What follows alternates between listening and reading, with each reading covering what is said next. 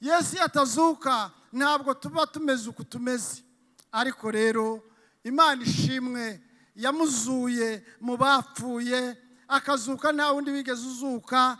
Nagira ngo kuri uyu munsi dutekereze kuri izo mbaraga, bidutere guhumurika.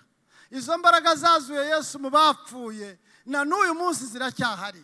Izo mbaraga nizo zibeshaho itorero, izo mbaraga nizo zibeshaho abizera, izo mbaraga zituma abantu baririmba, izo mbaraga zituma tutananirwa, izo mbaraga zituma tutagira ubwoba. Namwe abateraniye hano mwese, abakuru n'abato, ijambo ry'Imana avuze ngo namwe yarabazuye, mwebwe abari bapfuye muzize ibyaha n'ibicumuro byanyu.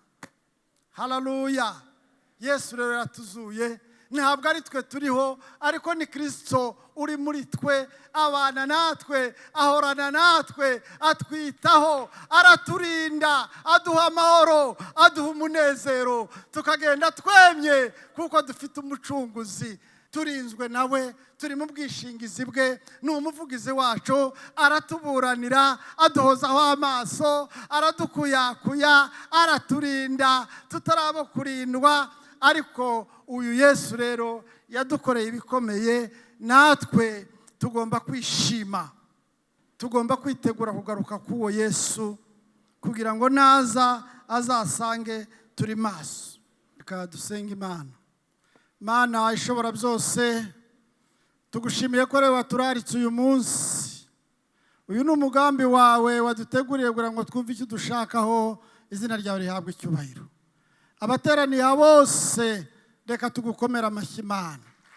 Reka ijambo ryawe riduhindure, ijambo ryawe rituvugurure, ijambo ryawe ritureme, ijambo ryawe ritwubake, duhinduke ibyaremwe bishya, maze tugende nk'uko bikwiriye ab'umwami, tujye tukunezeza muri byose, twere imbuto z'imirimo myiza yose, kandi twunguke ukumenya. Reka ijambo ryawe ribe rigwiriye muri twe, uvuge natwe twumve, utuyoboze ijambo ryawe, maze uduhindure abahamya bo kuzuka kwawe, bitubere intsinzi y'abizera, maze ubwoba bushire, duhumurike, tubane nawe muri iri teraniro, utwumve kandi utwiteho, kubwa Yesu Kristo umwami wacu. Amen. Reka dusome ijambo ry'Imana nk'uko mwagiye mubibona babitumenyesha. Turasoma ijambo ry'Imana hariya mu gitabo cy'Abaroma, igice ni icya mbere, umurongo wa 16. Reka dusome mu izina rya Yesu. Erega ubutumwa bwiza nibunkoze isoni, kuko ari imbaraga y'Imana ihesha uwizera wese gukizwa, uhereye ku Muyuda ukageza ku Mugiriki. Haleluya! Icyubahiro ni icyande. Muraho mwese? Mwese muraho? Munyemerere rero umwanya muto ngiye gukoresha, muto rwose. Banemerewe iminota 15. Ariko umuyobozi wa gahunda yavuze dushobora kongeraho 5, ariko mu ntega amatwi. Muntiza amatwi kandi mwese mundebe. Imitima yanyu muyerekeze hano. Twumvise ubutumwa bwiza mu ndirimbo, ariko icyanshimishije nuko tugiye kuganira kuri insanganyamatsiko igira iti humura, kuzuka kwa Yesu Kristo ni intsinzi y'abizera. Haleluya! Kuzuka kwa Yesu Kristo ni intsinzi y'abizera. Bavandimwe duteranye uyu munsi mu gihe isi yugarijwe n'ibibazo, isi yugarijwe n'intambara, hari amakimbirane hirya no hino, hari ibyorezo twumva hirya no hino bigenda bigaruka kabiri, hari ivangura rishingiye ku ruhu, mu gihe ubusumbane bw'ubukungu bugenda bwiyongera, yewe dufite n'imihindagurikire y'ikirere. Ni ubuhe butumwa bwiza twavuga duhamanya na Paulo wavuze ngo ntibukoze isoni? Ese ni ubuhe butumwa bukwiriye muri iki gihe cya none? Ni ubuhe butumwa bubereye abanyarwanda n'abanyarwandakazi? Ni ubuhe butumwa bukwiriye abanyafurika, bukwiriye isi yose muri iki kinyejana? Paulo rero uyu tumumenye. Paulo uyu yari muntu kibavandimwe. Uyu Paulo ni wa wundi witwaga Sawuli, yari yaragomeye Imana, ariko umunsi umwe agana i Damasiko agiye guhohotera cyangwa gutoteza abahamya Yesu Kristo, ageze mu nzira ari mu rugendo nk'uko bisanzwe, afite imigambi mibisha ashaka kwangiza ubutumwa bwiza, nawe Imana iramwibuka. Tuyikomera amashyi. Imana igira gute? Iramwibuka. Haleluya. Bwira mugenzi wawe ngo ntaho Imana itakura umuntu, ntaho Imana itagukura. Imana iratuzi bavandimwe, Imana izi amazina yacu, tuyihe icyubahiro. Haleluya. Izi amazina yacu. Uyu mugabo wari ruharwa, uyu mugabo wakoraga nabi, Imana imuhamagara mu izina rye. Imana ntabwo yanga abanyabyaha, ariko Imana yanga icyaha.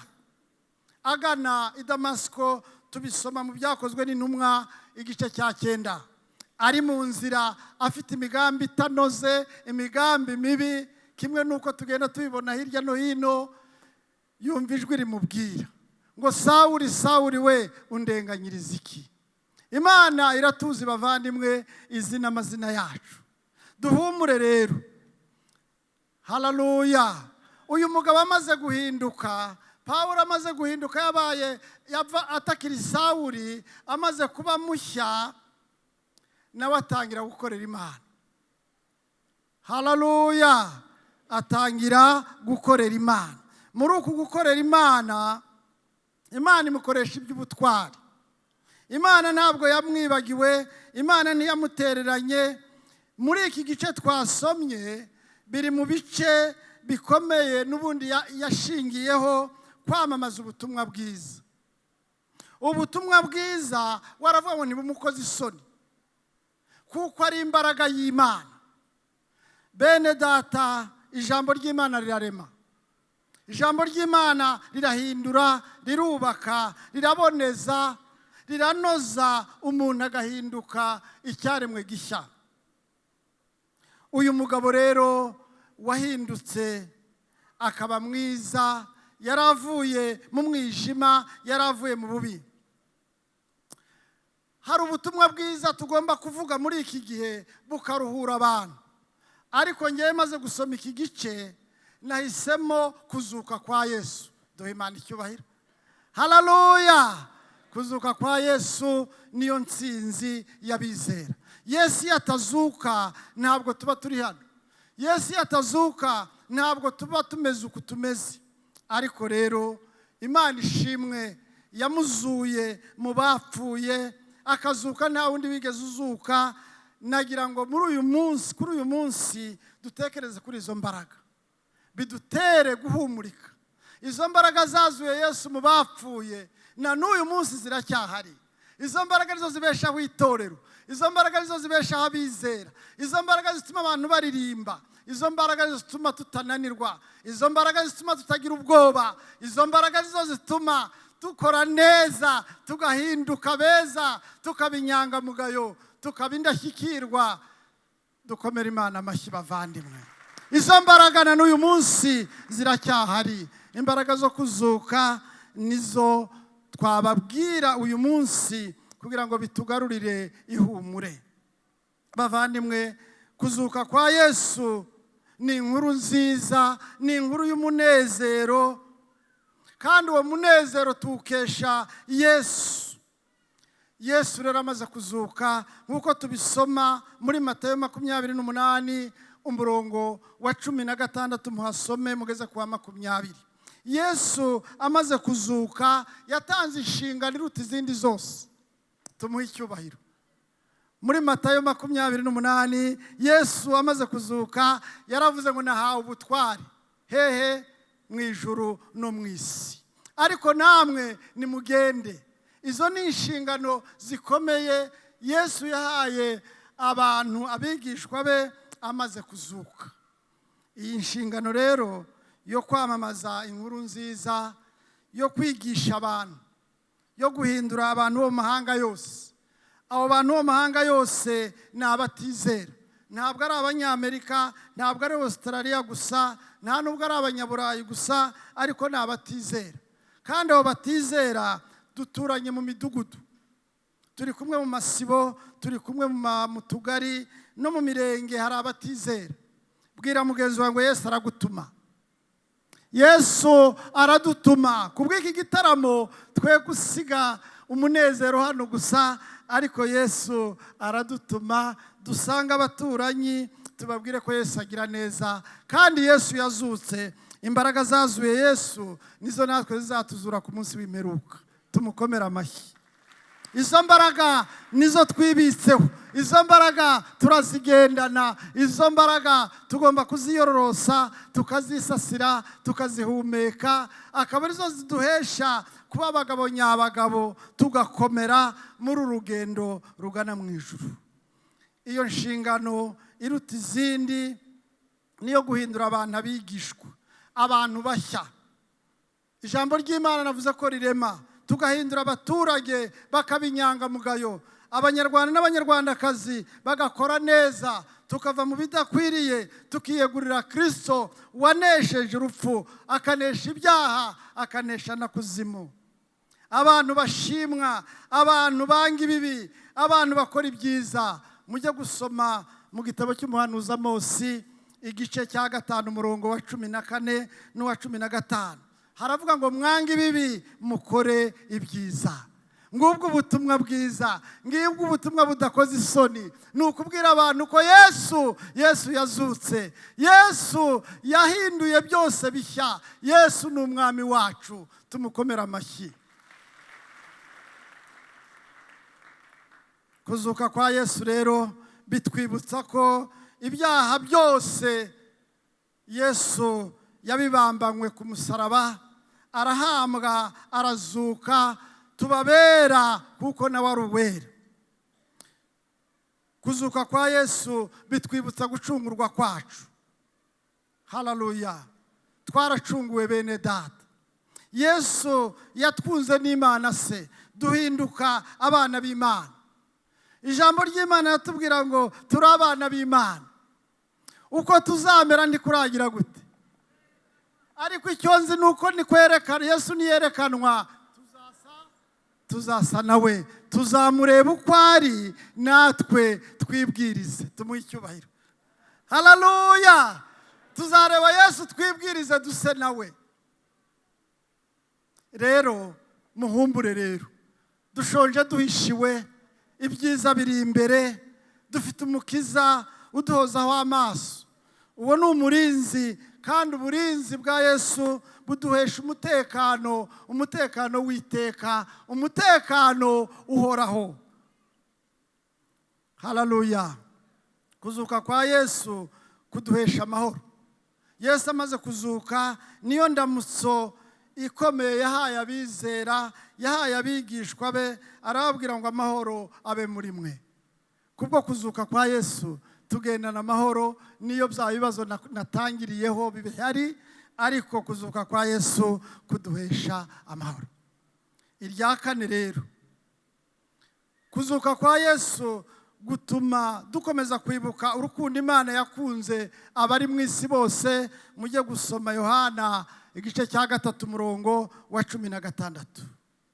Icya 5, kuzuka kwa Yesu biduhesha kwizera gushikamye, gushingiye ku byanditswe byera, birya bidakoze isoni, bigatuma tugira ubwenge. Kuzuka kwa Yesu ni intsinzi ikomeye tugomba kwamamaza. Si inkuru yo kwihererana ngo uyisige hano ku gisozi, oya. Ni intsinzi y'abizera bose, kandi nawe byakubera kugira uhindura. Abajyana na Yesu gutabara abandi nibo bazagabana ku migisha y'Imana. Rero tureke kwifumbata, tureke kwicara hamwe, duhaguruke rwose twamamaze inkuru y'agakiza dukomora ku mwami wacu. Uku kuzuka kwa Yesu kuri mu magambo akomeye atuma Pawulo wera yaravuze ngo ubwo butumwa bwiza ni bumukoze isoni. Usomye Bibiliya ijambo ry'Imana usanga ubutumwa yarashingiyeho bwari ubw'umusaraba, kandi umusaraba ni itangiriro ryo gucungurwa kwacu, ariko intsinzi karundura ni umunsi Yesu Kristo azuka. Icyubahiro ni icyande. Yesu yarazutse bavandimwe, ubwoba nibushire, yaraducunguye atwunga n'Imana se. Aho duhagaze hose tumenye ko tutariho ku bwacu, ariko dufite umucunguzi ari we Yesu Kristo. Iyo dusoma Abaefeso igice cya 2 umurongo wa 1, haravuga ngo namwe yarabazuye. Tugeze hano muri iri teraniro, duhe Imana icyubahiro. Namwe abateraniye hano mwese, abakuru n'abato, ijambo ry'Imana avuze ngo namwe yarabazuye, mwebwe abari bapfuye muzize ibyaha n'ibicumuro byanyu. Haleluya. Yesu rero yatuzuye. Ntabwo ari twe turiho, ariko ni Kristo uri muri twe, abana natwe, ahorana natwe, atwitaho, araturinda, aduha amahoro, aduha umunezero, tukagenda twemye kuko dufite umucunguzi. Haleluya. Uwo ninde? Uwo ni Yesu Kristo. Turinzwe nawe, turi mu bwishingizi bwe, ni umuvugizi wacu, aratuburanira, aduhozaho amaso, aradukuyakuya, araturinda, tutarabo kurindwa. Ariko uyu Yesu rero yadukoreye ibikomeye, natwe tugomba kwishima. Bavandimwe, niba rero Yesu natwe yaratuzuye, ijambo ry'Imana riravuga ngo bavandimwe, ariko none kuko muri Yesu Kristo mwebwe abari kure kera mwigijwe hafi. Tumukomera amashyi. Mwigijwe hafi ku bwa Yesu. Yesu yaratwimuye, adukura hariya twigaragura mu ivata, adukura muri uriya mwijima, adukura mu icuraburindi, adukura mu kaga, aratwimura. Tumuhe icyubahiro. Atwigiza hafi. Ubu ntabwo tukiri kure, ntabwo tukiri iriya, ntabwo turingurukira. Yesu yaratwimuye, atwigiza hafi kubw'amaraso ye. Haleluya. Mujye kubisoma mu Baefeso igice cya 2 umurongo wa 13. Yesu yaratwimuye kubw'amaraso yiwe y'igiciro. Ayo maraso ya Yesu atuma Imana itubona nk'abaragwa. Indirimbo y'120 turayiririmba tukavuga ngo Uwiteka umucamanza, iyo mbonyeho amaraso gusa ntancira urubanza rubi, anyitugize gute? Ukiranutse. Yesu yaraducunguye bene data, yikoreye ibyaha byacu byose. Natwe rero tugomba kumukunda, ariko tugakunda na bagenzi bacu. Ijambo ry'Imana tuvuga ngo nuko rero nimukiri abashyitsi cyangwa abayimukira cyangwa abasuhuke, ahubwo muri ubwoko bumwe n'abera, ndetse murabo mu nzu y'Imana. Dukomere Imana amashyi. Murabo mu nzu y'Imana bavandimwe. Abaefeso igice cya 2 umurongo wa 19. Turabo mu nzu y'Imana. Ariko watwinjije muri iyo nzu y'Imana, turi mu rugo rw'Imana, tuba mu rugo rw'Imana kubwo gupfa no kuzuka by'umwami wacu Yesu Kristo. Nicyo kiduhindura abana b'Imana. Petero rero iwara bivuga ngo mwebweho muri ubwoko bwatoranijwe. Bwira mugenzi wawe ngo warahamagawe, waratoranijwe, turi ishyanga ryera, ab'Imana yironkeye, ab'Imana yabonye kubwo gupfa k'umwami wacu Yesu Kristo. Ahubwo twarabo kurimbuka, twarabo mu mwijima, ariko Imana yuko ari umutunzi w'imbabazi yaduhinduranye bazima na Kristo. Ubu si twebwe turiho. Pawulo arahamya, uyu twasomye hano mu Baroma, yaravuze ngo napfanye na Kristo. Tumuhe icyubahiro Yesu. Pawulo ati napfanye nawe. Yesu ngo azuke turazukana, ngo azamuke nzamukana nawe. Atari kubu ngubu ntabwo nkiri umuntu usanzwe, ariko ndi mu ijuru mu buryo bw'umwuka. Bene data, tuba abakristo bakura, tuba abakristo bagira aho bava n'aho bajya, abakristo bahindura ibintu aho bari, abakristo batanga ubuhamya, abakristo b'inyangamugayo, abakristo bakora neza, bafatanya n'Imana kurema. Tureme abari mu mwijima, tubahindure bashya. Ngubwo ubutumwa bwiza. Ngiyi inkuru nziza itagomba kudukoza isoni. ni uguhindura abantu bashya, abantu bakora neza, abanyarwanda n'abanyarwandakazi bashimwa, intore zishimwa, ariko tubahinduze ubutumwa bwiza. Haleluya! Kandi nawe byakubera. Ubutumwa bwiza rero ni imbaraga z'Imana, imbaraga zitanga agakiza, imbaraga zunga abantu n'abandi, imbaraga zihindura abantu bakaba umwe, abari babiri, imbaraga z'Imana zikabunga bagahinduka umuntu umwe. Yesu ari kumwe natwe, nimuhumure bavandimwe, imbaraga zuzuye, imbaraga zazuye Yesu na n'uyu munsi ziracyahari. Yesu aracyakora, Yesu ni umwami wacu, Yesu aduhozaho amaso, Yesu aturi hafi. Kuzuka kwa Yesu bidusaba kwihana, tukareka ibibi, tukava mu bibi, tugakora ibyiza. Kuzuka kwa Yesu kubohora abantu bakava mu ngoyi ya sekibi, bakava mu byaha, bagakora neza, bakaba abantu bashimwa. Haleluya!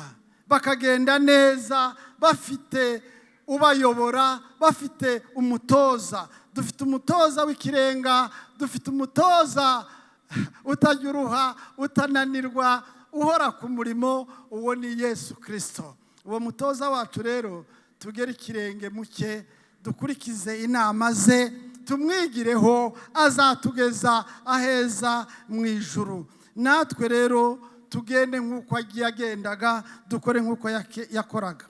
Ijambo ry'Imana rivuga ngo mugende nk'uko bikwiriye ab'umwami, mumunezeze muri byose, mwere imbuto z'imirimo myiza yose, kandi mwuke kumumenya. Ese izo mbuto zivugwa ni izihe? Abagalatiya igice cya 5 umurongo wa 22. Urwo ni urukundo, ibyishimo, amahoro, kwihangana, kugira neza, ingeso nziza, gukiranuka, kugwa neza no kwirinda. Ibyo byose rero nibitugaragaraho, nibwo tuzaba abigishwa nyakuri ba Yesu Kristo. Wasoma Matayo igice cya 5 umurongo wa 16, haravuga ngo umucyo wanyu umurikire abantu bose. Tito igice cya 2 umurongo wa 7 haravuga ngo mwiyerekane muri byose nk'icyitegererezo cy'imirimo myiza yose. Mureke tuba abakristo bashimwa, ngibyo bitagomba kudukoza isoni, tujye dukomeza gukora neza. Kwiyerekana ni ukwigaragaza, kwiyerekana ni ukubwira abantu byiza, ariko nawe ugatanga urugero. Bene data, kuzuka kwa Yesu bitugarurira umunezero. Mwibuke babagore bavuye kumva, bagiye bababaye, ariko bagaruka banezerewe, basanze imvi irangaye, bahabwa ubutumwa, bahabwa inshingano zo kujya kubibwira abantu bose. Natwe rero Yesu aradutuma muri iki gitaramo kugira ngo tujye kubwira abantu bose ko Yesu agira neza. Amaraso ya Yesu aratwoza, aratweza, araduhindura, tukaba abantu bashimwa. Mureke dukomeze uyu murimo, nituwukora neza tuzahembwa. Hari ibisabwa rero mbere yuko nsoza. Ibisabwa ni bikurikira ngiye gusoza. Nukwemerera Uwiteka akaduhindura, akadukoresha tugahinduka abahamya bo kuzuka, kandi tugahindura aho turi, haba mu midugudu, haba mu tugari, ku mirenge, bakamenya ko Yesu yaduhamagaye kandi ari kumwe natwe, tukera imbuto z'imirimo myiza, tukabana n'abantu bose amahoro, ineza yacu ikamenywa n'abantu bose, tukabwira abantu bose ko Yesu azagaruka. Icya 3 ni ugukunda Imana no gukunda mugenzi wawe, kugira impuhwe, tugafasha imbabare abantu bafite ibibazo, tukerekana ko aho turi hatari ubusa. Iryo ni ijambo rikomeye mvuze. Twerekane ko aho turi hatari ubusa, kandi tujye tumenya ko hari uwo duhagarariye uhemba, kandi akazahemba ingororano y'ubugingo buhoraho, tukazabana nawe iteka ryose. Icya 4, tugomba kwitegura kugaruka k'uwo Yesu, kugira ngo naza azasange turi maso. Yohana igice cya 14 umurongo wa mbere. Yesu aravuga ati arababwira ati nimuhagarike imitima yanyu mwizere Imana nanjye munyizere. Mu rugo kwa data hari amazu menshi, iyo ayo mazu atahaba mba mbibabwiye, ariko kuriya mubona azamuka niko azagaruka. Rero bene data, ubwoba nibushire, nimuhumure, kuzuka kwa Yesu n'intsinzi y'abizera. Dukomeze gukora neza, tubwire abantu ko Uwiteka aje kubatabara. Nibwo butumwa bukwiriye muri iki gihe. Mujye gusoma kuva igice cya 3 umurongo wa 7 mugeze kuwa 8. Tubwire abantu be gutinya, Yesu yarazutse, yaranesheje urupfu, kandi natwe aratuneshereza. Tumwongera amashyi. Turabisanga muri Mariko igice cya 16 umurongo wa 6. Yesu yaranesheje, imbaraga zamuzuye mu bapfuye, izo mbaraga nizakoresha atuneshereza, atuzura mu byaha. Yesu atuzura mu mafuti, Yesu atuzura mu bwoba, Yesu atuzura mu bwigunge, Yesu atuzura mu gushidikanya, na n'uyu munsi atuzura umunsi ku munsi. Tumwemere rero ari gutegeka ubugingo bwacu. Mwitinya Yesu, mwitinya abavandimwe. Yesu ni uwa mbere kandi azahoraho iteka ryose. Mujye gusoma Ibyahishuwe igice cya mbere umurongo wa 17 mugeze ku wa 18. Haleluya. Ubwoba rero nibushire, dukomeze twese guhamya Yesu aho duherereye, nk'uko indirimbo bagiye bazigarukaho abaririmbyi. Na n'uyu munsi Yesu aracyadukeneye ku murimo we. Tugende duhindura abantu abigishwa, ariko natwe tubanze duhinduke. Yesu amaze kuzuka hari amabanga ane yamennye, ni naho nsoreza. Ayo mabanga ane Yesu yamennye amaze kuzuka ni ayahe? Yababwiye kuzamuka kwe. Tumuhe icyubahiro. Yesu yavuze ko azazamuka, yarababwiye ngo icyagira icyo kibamarira nuko nazamuka ngajya mu ijuru ngasubira kwa data. Iryo ni ibanga rikomeye yivugiye mu kanwa ke ko azazamuka. Icya kabiri, arababwira ngo nimara kuzamuka sinzabasiga nk'imfubyi, ariko nzabohereza umufasha uzabana namwe. Haleluya.